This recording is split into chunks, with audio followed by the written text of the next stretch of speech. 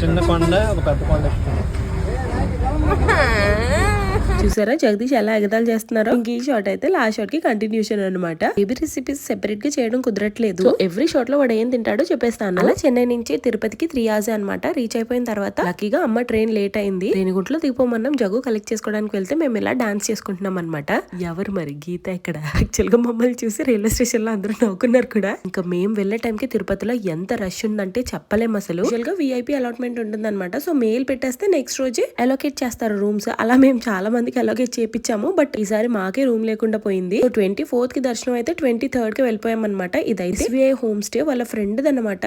అబ్బాయి UK లో ఉంటాడంట. సో ఇలా చెప్పగానే అడ్రస్ పంపించి ఇక్కడికి వెళ్ళిపోండి అన్నారు. అమ్మయ్య అనుకున్నాం అనమాట. మమ్మీ కూడా మాతోనే ఉంది కదా. అందులోని చలి అసలే రూమ్ దొరకకపోతే చాలా కష్టమై ఉండేది.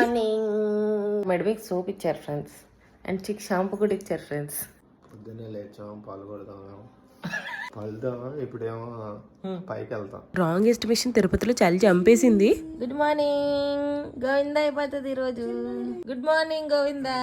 మా వాడు రాగి జావా విత్ నట్స్ పౌడర్ తిన్నాడు మార్నింగ్. ఆఫ్టర్నూన్ పప్పు అన్నం అండ్ ఈవినింగ్ అయితే స్టార్టింగ్ లో చూసారు కదా రెడ్ బనానా తిన్నాడు అన్నమాట. అయితే కొండ మీదకి వెళ్తున్నాము. నార్మల్ నాన్ AC బస్సే తీసుకోమన్నాను బికాస్ నాకు అస్సలు పడదు. కార్ ఎక్కితే 1 second కి వామిటింగ్ అయిపోతుంది నాకు. అలా పైకి అయితే వెళ్ళిపోయాము. బట్ నెక్స్ట్ వెంకటేశ్వర స్వామి మమ్మల్ని ఎలా పరీక్షించారో మీరే చూడండి. In the next video. Bye.